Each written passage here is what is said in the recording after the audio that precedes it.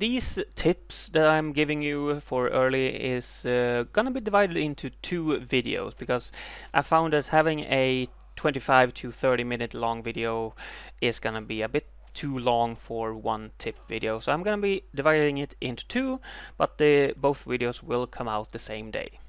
So if you're watching the part 1, part 2 is also out. If you're watching part 2, then part 1 is also there. So give it a check, will you? Hello there, gamers everywhere. I'm Swipper92, and I'm giving you a few tips on Vahrin's Call, especially if you're a new player. Let me start off by saying that there's no spoilers in this video. Now, in some of the clips, you'll even see my character in their underwear because I took off the armor so to not spoil the design of the armor. I've also used weapons you gain early in the game so to not spoil any weapon designs that you get further into the game. So, let's get to it. We're starting off with a tip that I've come to realize could be the most essential one. At least that's my conclusion after playing through the game once on normal difficulty and also started a second character on easy just because I wanted to use two-handed weapons. I quickly learned, however, that having two different great weapons isn't ideal, as you are quite slow at hitting enemies and you have to get close to every enemy, which isn't ideal, especially against bosses. I've died plenty of times even on easy because of this, but that's also part of the game / enemy designs, I guess. But my point is that you need a bow. You really need it. In the footage here that is early in the game, I'm using a bow with no skill points invested in it, and it still deals with these early enemies very easily. And with the bleed arrows that you get from a skill book early on, you can engage and win most fights without much issue, even the bigger enemies. As you start to draw on the string of the bow, the aiming circle will light up for a split second as well, and if you fire the arrow at the right time, you will deal extra damage. And this is also true for special arrows, like the bleed arrow. Now the initial impact and the overtime bleed will deal more damage if you manage to time it. Now this extra damage timing window can be increased slightly in the bow skill list. Now the bow also lets you utilize explosive traps more easily, as you don't want to be near them when they explode, which is the instant you hit it. Oh, and just FYI, bows have an unlimited amount of arrows. No need to craft or buy new ones, and the special arrows have their own ammo counter, which has a cooldown. You can fire the amount you have, but then you have to wait until well, there's more. This ammo counter is shared among all your special arrows. One-handed weapons, as that is the weapons you might use the most of, depending on how you decide to play, is the first one we're gonna start with. Now, the early weapons that you see here have the exact same damage, and this holds true for all one-handed weapons if the weapons have the same name, except that it says sword, axe, or mace. Like in this example, all three are leather grip sword, axe, or mace, and they will have the exact damage all three, and it's mostly up to your preference if you want an axe, sword, or mace, because the attack speed and attack pattern is also the same. Swords and axes both deal slash damage, while maces do crush damage.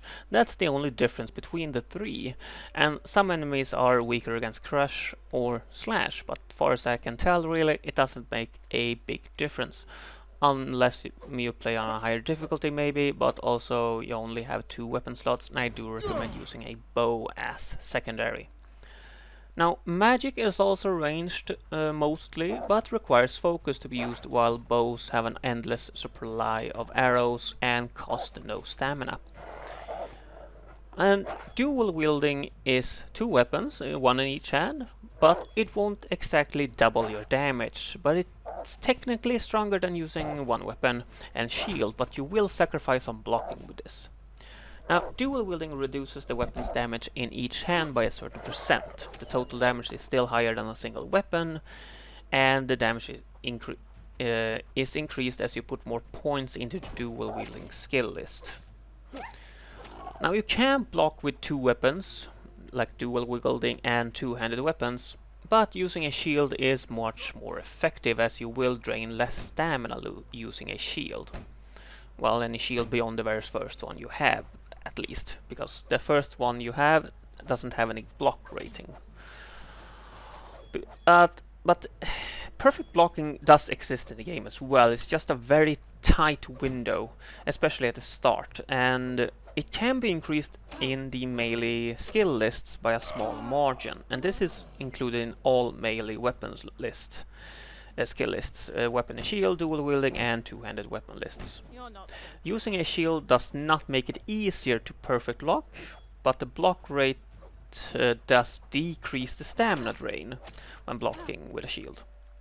Now upgrading a shield will also increase the block rate on the shield, making it even more effective at it. Now, before continuing on, I also want to recommend looking at the information tab that you can find in the same menu that you find skills, inventory and such. Because in the information tab you can find information on many of the game's mechanics, such as blocking that we just talked about, but also status effects, which I will not cover in this video, partially because some of the status effects are somewhat rare, but also because it would mean I would have to show you some areas and enemies that are later into the game, and I don't want to spoil that for you. Let's continue with two-handed weapons in all their glory. I do like the two-handed weapons. They're very much like one-handed ones as they have slash and crush damage, but that's about all the similarities they have. Now, two-handed weapons are basically in two categories: great swords and great axes slash hammers. As the great axes and hammers share the same move set, while swords have somewhat different set. The great axes and hammers also have more base damage than the great swords actually. But let's start off with the great swords. They seem to be slightly faster when attacking, and I mean slightly, than the great axes and hammers. Now, all the attacks for the great swords in the basic attack chain is wide swings in an arc, with the early lunge attack being somewhat narrow. Now, the secondary attack is also a wide sweeping arc. The great sword is therefore made for large groups, you can say. However, the great axes and hammers, as I said, share the same moves and therefore the same skill list. And the first three attacks in their basic attack chain are wide swings, with the fourth finishing move being more narrow. Now the secondary heavy attack is also more narrow and made for a single enemy. Same with the lunge attack. Now all of these narrow attacks that I've mentioned can of course hit multiple enemies, but they need to be basically in line, standing in a line or very close together for that to happen. I'm not gonna go deep into the skill list for weapons, as that would be to spoil the fun, I think, as well. But we're gonna talk about your third weapon that you have in your arsenal, magic. I guess that's the fourth weapon. Now I think about it, as I mentioned, one-handed weapons, bow, and two-handed. So the fourth weapon in your arsenal, magic. I won't spoil any of the spells that you find far into game. All the spells that I show you here are early spells that you can find in the earliest hours of the game. And if you've seen any footage from the game before, you might have seen these as well. Now, the first thing about spells is to know their limit. They have a limited range, most of them, which especially those who are projectiles. And which you can see this when looking at the spells in your abilities tab when you equip them. Now, the range number doesn't tell you much, especially when you're first starting, but I do encourage you to experiment with it. Try at what range you can use a spell and get a benchmark for that range. Now, for example, the Icy Spear that I use here has a range of 2500.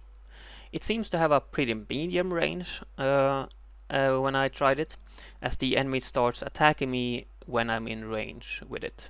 as far as I can tell at least. And that's a good benchmark, I would say, because that means that if you find any spells that has more than 2500 in range, then you can maybe use that spell outside of the enemy's aggro range. Now, don't fully quote me on that, because the aggro range could be different depending on the enemy, and depending on how they're standing, maybe, I don't know. But do try it yourself instead. Do try to find your own kind of way of measuring this. Now, anything less than 2500 in range, though, I would call basically melee range, because if it's under 2500, then you're probably not going to be able to shoot the spell before the enemy is in range of you. Now, speaking of magic and melee range, there are two early spells that can enhance your weapon. This is Icy Weapon and Flaming Weapon. Now, what was the most surprising thing to me was that these enhancements don't add any extra flat damage to your weapon, but they do make it so that you will apply a status effect to the enemy. Now, Icy Weapon makes your weapon strikes apply chilled, which slows the enemy down, and Flaming Weapon makes the enemy take burning damage. An important note is that your secondary attack and skills, like the lunge abilities, won't apply these status effects on enemies. Only your basic attack, running attack, and jumping attack applies the effects. Now, some enemies are also resistant against these effects, or maybe even completely immune.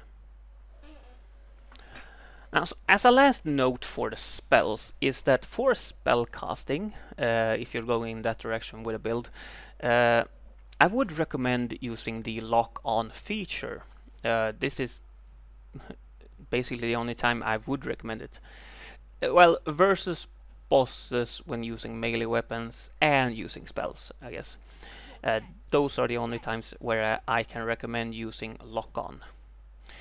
Because when locked onto an enemy, you can't move your camera to the sides, only up and down. And when using spells, it's the small white dot in the middle of the screen that determines where you're aiming the spell.